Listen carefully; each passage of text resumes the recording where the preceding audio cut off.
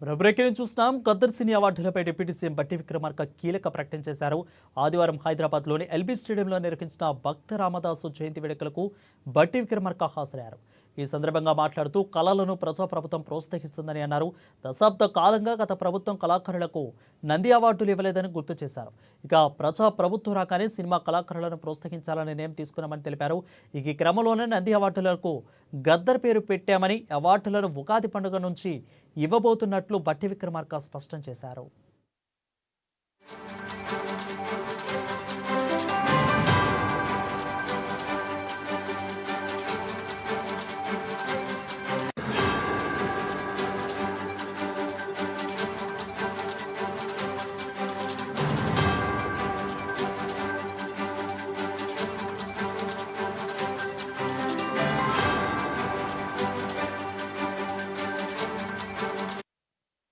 ఇక గద్దర్ సినీ అవార్డులపై deputy CM బట్టి విక్రమార్క కీలక ప్రకటన చేశారు. ఆదివారం హైదరాబాద్లో ఎల్బీ స్టేడియంలో నిర్వహించిన భక్త రామదాసు జయంతి వేడుకలకు బట్టి విక్రమార్క హాజరయ్యారు. ఈ సందర్భంగా ఆయన మాట్లాడుతూ కళలను ప్రజాప్రభుత్వం ప్రోత్సహిస్తుందని అన్నారు. దశాబ్ద కాలంగా గత ప్రభుత్వం కళాకారులకు నంది అవార్డులు ఇవ్వలేదని గుర్తు చేశారు. ప్రజాప్రభుత్వం రాగానే సినిమా కళాకారులను ప్రభుత్వం ప్రోత్సహించాలని నిర్ణయం తీసుకున్నట్లు తెలిపారు.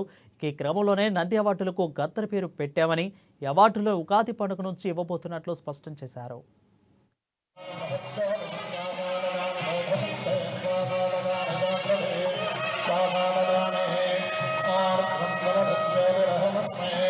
తిరువాయూరులో త్యాగరాజ ఆరాధనోత్సవంలాగా ప్రతి సంవత్సరం చూస్తూ ఉంటాం, వింటూ ఉంటాం.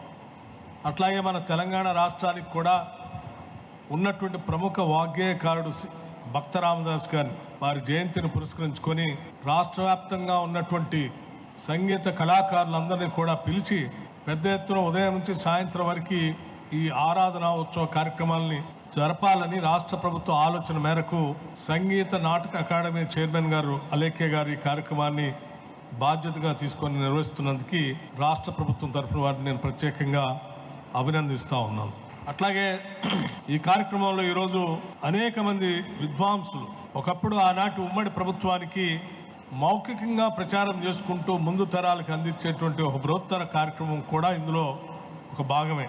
సరే, భక్త రామదాస్ గారు మా అదృష్టం, వారు పుట్టినటువంటి జిల్లాలోనే మేము ఆ జిల్లా నుంచి ప్రాతినిధ్యం వహిస్తున్నాం. ఖమ్మం జిల్లా నుంచి నేలకొండపల్లిలో పుట్టినటువంటి కంచెర్ల గోపన్న గారు ఆనాటి కులీ కుతుబ్ షాహీ ప్రభుత్వంలో ఒక ప్రముఖ తహసీల్దార్గా భద్రాచల పరిసర ప్రాంగణంలో ఉద్యోగాన్ని నిర్వర్తిస్తూ అక్కడ ఉన్నటువంటి భక్త రామదాసు, దమ్మక్క, అక్కడ ఉన్నటువంటి రాముడు, దమ్మక్క వాళ్ళందరి ఆలోచనలకు అనుగుణంగా ప్రజలు రాముడి మీద